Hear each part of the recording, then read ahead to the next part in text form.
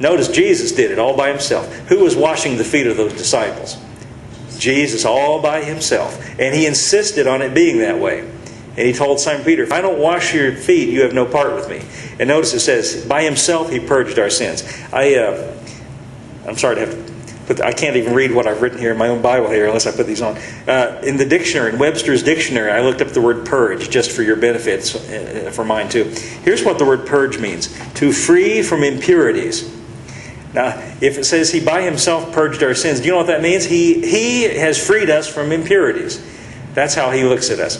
To free from impurities, to remove impurities by cleansing, to rid of guilt or sin or defilement, to clear of a charge or imputation, to become clean or pure.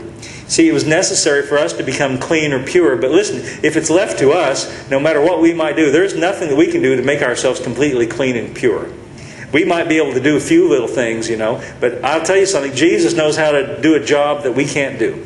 He knows how to cleanse us and purify us through and through. And notice that it says, by himself. Did I read that right? By himself. Where does that leave us? Well, where that leaves us is we're supposed to believe in that. Believe that that's true. And, when I read this and as I emphasize this, what it creates in me is a real sense of gratefulness, of gratitude. What did we read back in 1 John? We love him because he first loved us. See, sometimes people try to browbeat Christians. You need to love God. Don't you know you're commanded to love God? That doesn't do the job. What does the job is when you get a glimpse of this great love that he has for us, to give himself for us, to cleanse us, all by himself. Did I read it right? By himself, he purged our sins. Okay, that's a good one. That makes the point.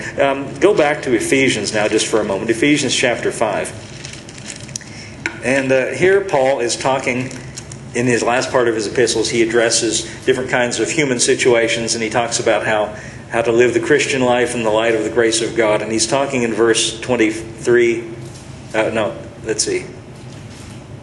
24. 25, that's what I want. Ephesians chapter 5, verse 25.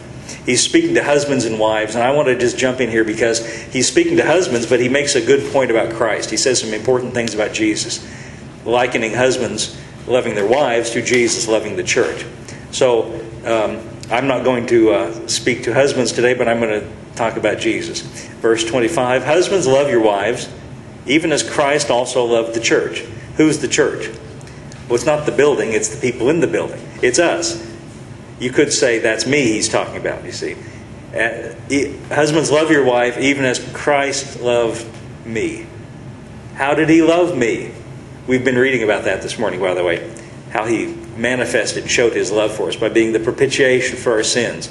He showed the disciples the full extent of his love when he took that towel and that basin and he got on the floor and began to wash their feet, symbolizing how he purges and purifies us from sins. Husbands, love your wives the same way Christ loved the church. That's me and you. He gave himself for it. That's me. He gave himself for you. You should make that personal. Think about you as he gave himself for me, for you. Okay, verse 26. That he might sanctify and cleanse it. Now, who does the sanctifying and the cleansing? He does it. When he gave himself. When he gave himself, that's on the cross, by the way. That this is the result of his giving himself on the cross. That he might sanctify and cleanse the church, me and you. The word sanctify comes from the exact same word that holy comes from. To make holy, you and me. Sometimes we think holiness has something to do with things we do. Like I say sometimes, many Christians, if you ask them what it means to be holy, they might say, don't play cards and don't go to dances. Well, there's more to it than that. And, I'm not even going to talk about playing cards and going to dances. And there's many more things you could add to the list. It goes on and on and on. But you see, those things don't produce holiness. Here's what produces holiness. Jesus, when he gave himself for you and me, he sanctified. He made us holy. To sanctify and cleanse it by the washing of water by the word. Well, what can that mean? Well, the washing of water by the word is, what's the word? The message. The word is, what do you suppose the word that he's talking about here? The word of what he did for us. What happens to you when you hear the message of him dying for you and sanctifying you and cleansing you? It has the effect of, it washes your conscience and your consciousness You know, after hearing a message like this, you ought to walk out of here feeling clean. See, I don't need to get a towel and a basin and wash your feet. I've got something better for you. I've got the washing of water by the Word. And you can walk out of here today with a feeling and experiencing the sense of, wow, I'm clean. He made me clean. That's really something, isn't it? I heard somebody use this illustration one time.